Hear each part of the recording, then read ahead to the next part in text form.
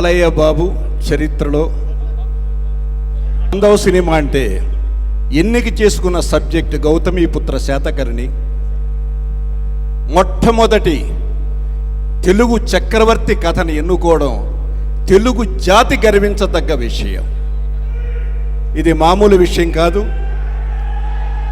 33 రాజ్యాల్ని జయించి చక్రవర్తి అయిన గౌతమీపుత్ర శాతకర్ణి కథని ఈ రోజున మనం చేసుకుంటున్న ఉగాది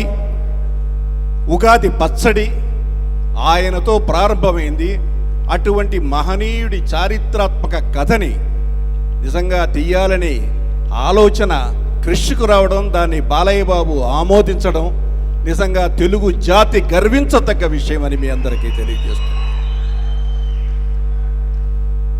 ఏ పాత్ర వేసినా ఆ పాత్రలో ఒదిగిపోయే బాలయ్య ఈ పాత్రలో మామూలుగా కనిపించడు. జానపదం, పౌరాణికం, సోషల్, యాక్షన్, సెంటిమెంట్ ఏ యాంగిల్లోకి వెళ్ళినా తనకి తను మలుచుకునే బాలయ్యని మనం మా గౌతమీపుత్ర శాతకర్ణిగా చూడ్డానికి ఎదురు చూస్తాం.